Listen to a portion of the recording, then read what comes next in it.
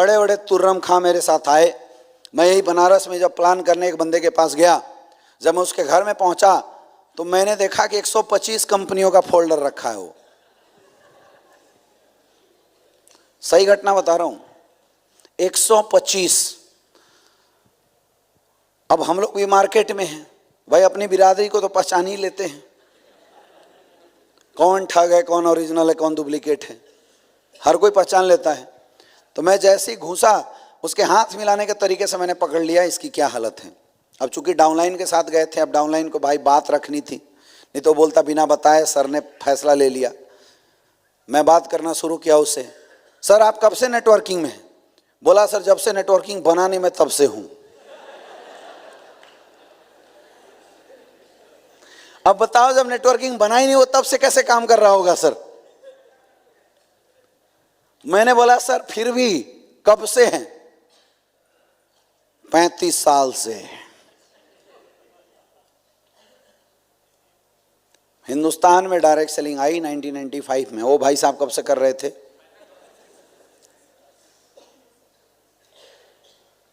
मैंने बोला सर तो 35 साल में कितना कमाए?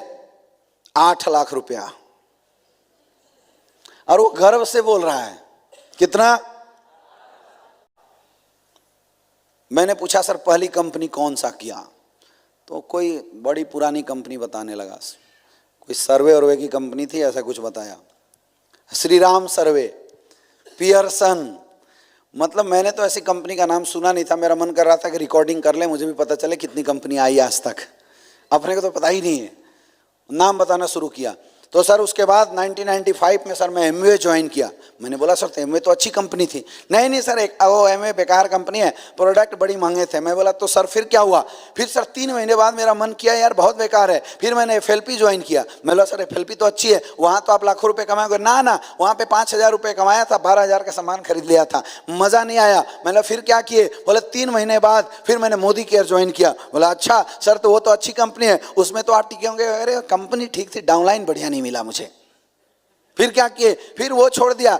उसके बाद क्या किया? तो बोला सर 2001 में मैंने एक कंपनी आई थी easyvg.com, मैंने उसको ज्वाइन किया।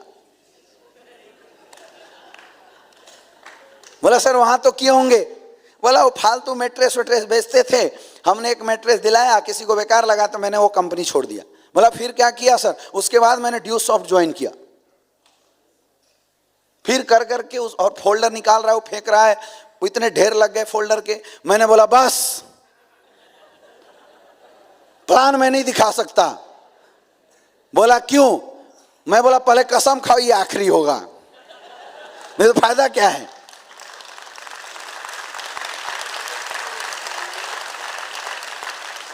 ऐसे लोगों को दिखाने का फायदा क्या है बताओ? ये तो फिर 3 महीने बाद भागेगा ही भागेगा। और वो यही बोलता था सर आपको मुझे कुछ नहीं बताना, ये फोल्डर छोड़ जाओ, कल से पैसा लेते जाओ। यही बोलता था वो, सबसे यही बोलता था। अच्छा जिसने मुझे उसके पास लेके गए थे मिस्टर ओम प्रकाश नारायण सर, उनको यही बोला था। वो नए थे बिजनेस में, हम लोग तो भाई पुराने खिलाड़ी, हमें तो पकड़ में आ जाता है कौन फेंक रहा है कौन सही है। उन्हें बोला सर एक बार मैं जुड़ गया ना, डायमंडों की लाइन लगा दूंगा। वैसी एक्शन है, डायमंडों की लाइन लगा दूंगा। जब मैंने देखा 30 साल में 150 कंपनी, मैंने हाथ जोड़ा। मैं बोला ओपी साहब जितना जल्दी हो सके भागो इसके पास से। ये खुद डायमंड बनाएगा नहीं बनाएगा, लेकिन आपको जिंदगी में कभी डायमंड नहीं बनने देगा, इसकी गारंटी मैं अभी दे रहा हूं।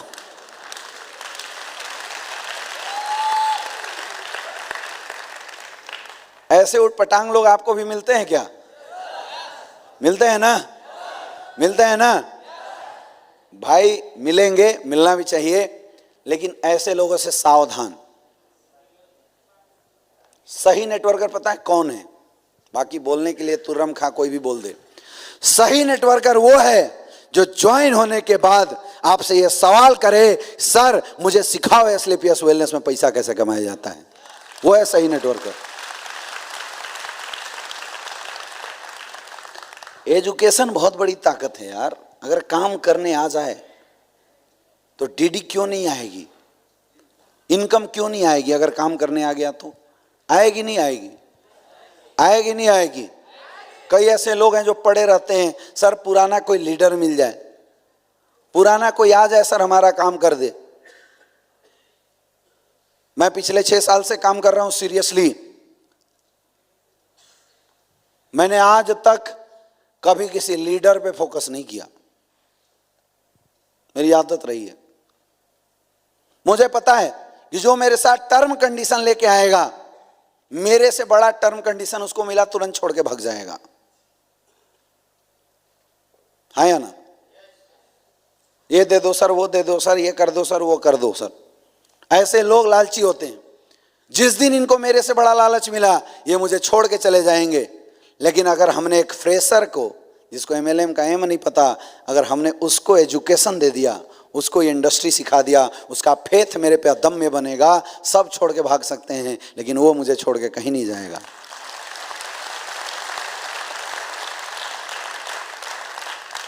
कोई बाहर से आएगा तभी लीडर बनेगा क्या? जो पहले काम किया है। अच्छा, कभी ना कभी वो लीडर, जिसको आप बोलते लीडर, कभी ना कभी वो किसी ना किसी एमएलएम में तो पहली बार ज्वाइन हुआ होगा, नहीं हुआ होगा? तो उसको लीडर किसी ने तो बनाया होगा, है या ना? जब उसको लोग लीडर बना सकते हैं, तो हम अपने लोगों को लीडर नहीं बना सकते? बना सकते, नहीं बना सकते? हमारे पास अभी लगभग 42 डायमंड है, 42, वो 42 डायमंड है। और सबसे खुशी की बात है कि 42 में 21 लोग ऐसे हैं जिनको नेटवर्किंग का एम भी नहीं पता था। 21 फ्रेशर डायमंड है। ये गर्व की बात है, ये गर्व की बात है। अपने को तो डायरेक्ट सेलिंग कैरियर में जितने भी लोग मिले, वो सब टूटे फूटे थके हारे लोग मिले। हमने मेहनत किया, काम सिखाया, रात रात भर काम सिखाया।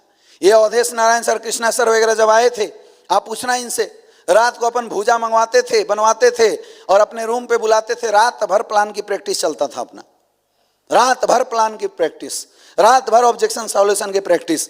हमें पता था कि अगर हमने इनको मछली मार मार के दिया, ये हम पे डिपेंडेंट हो जाएंगे, लेकिन अगर हमने इनको मछली मारना सिखा दिया, ये जिंदगी भर मछली मार के और शिकार करेंगे, अपने परिवार को खिलाएंगे।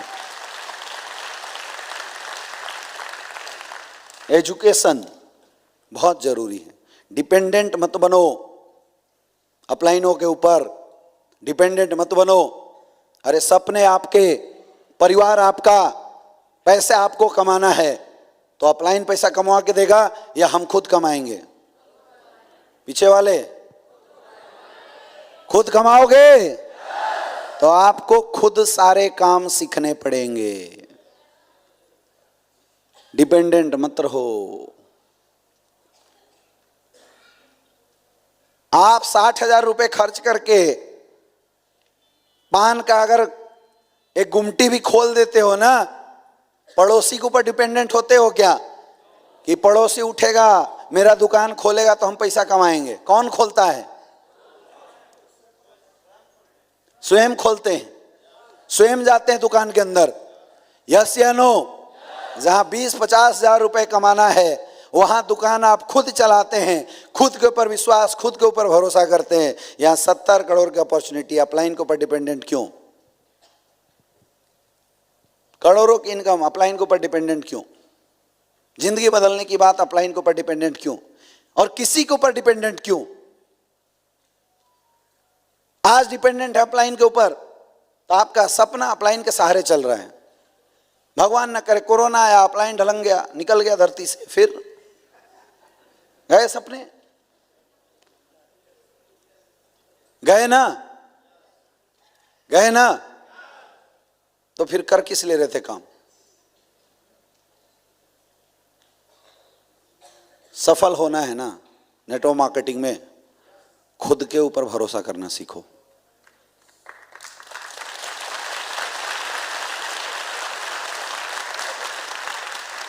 अपने आप को एजुकेट करो।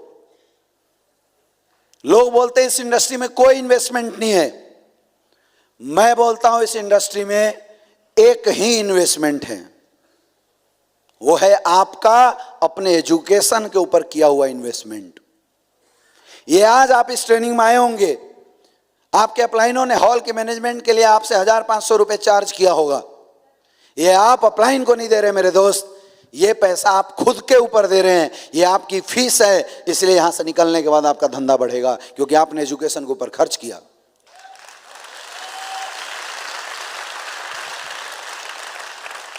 यहां से निकलने के बाद इस हॉल में बैठे 1000 लोगों से मैं कमिटमेंट लेना चाहता हूं, धंधा करना है, खुद के ऊपर डिपेंड होकर बिजनेस करो, अपलाइन के ऊपर डिपेंड होकर नहीं। ये कसम खा के आपको जाना है, ऐसे नहीं। अच्छे से आवाज आनी चाहिए। पक्का? खुद के ऊपर भरोसा करोगे? काम सीखोगे? अरे क्या है काम, क्या है यार, काम क्या है? लोगों से मिल के प्रोडक्ट की जानकारी देना, 2-4 फोल्डर है उसको घुमा के प्लान समझाना, कोई बहुत बड़ा काम है क्या? बहुत बड़ा काम है क्या? आप नहीं सीख सकते हो क्या? जितना अपने फोल्डर में कंटेंट है उससे ज्यादा तो गालियां आती होंगी आपको। कोई कुछ बोल दे उसके बाद देखो धारा प्रवाह। उससे बड़े बड़े तो स्टोरी आती होगी। यहां कितनी माताएं बहनी बैठी हुई हैं, कभी अगर झगड़ा हो जाए जेठानी से या सासू से तो उससे पुरानी पुरानी तो बातें उठा उठा के सुना देती हैं। तू ऐसे, मैं ऐसे, तेरा ये उसका वो, उसका ये उसका वो उसका। तो फोल्डर घुमा के 4-5 बातें नहीं कर सकते हो आप? कर सकते नहीं करते? लोगों को तो ये भी पता होता है कि वो कौन से सीरियल में किसकी बीवी और कौन से सास के साथ झगड़ा हो रहा था। एपिसोड तक याद होता है इनको, आगे क्या होने वाला है। कभी गलती से ना देख पाए तो फोन स्टार्ट और पूरी कहानी स्टेप बाय स्टेप सीन के साथ, इफेक्ट के साथ सुना देंगे। ये इतनी चीजें जब याद कर सकते हो तो 10 पेज का वो फोल्डर याद नहीं हो सकता है? हो सकता है? नहीं हो सकता है? आप चाह जाओ ना तो कुछ भी सीख सकते हो। साइकिल चलाना कितने लोगों को आता है? पैदा होते सीख लिए थे क्या? जब नहीं आता था तो साइकिल चलाना मुश्किल काम था। यस या नो? जब नहीं आता था तो साइकिल चलाना मुश्किल था, जब आपने सीख लिया तो साइकिल चलाना, गाड़ी चलाना जब नहीं आता था तो वो आपके लिए मुश्किल काम था, जब चलाना सीख लिया वो काम आसान हो गया।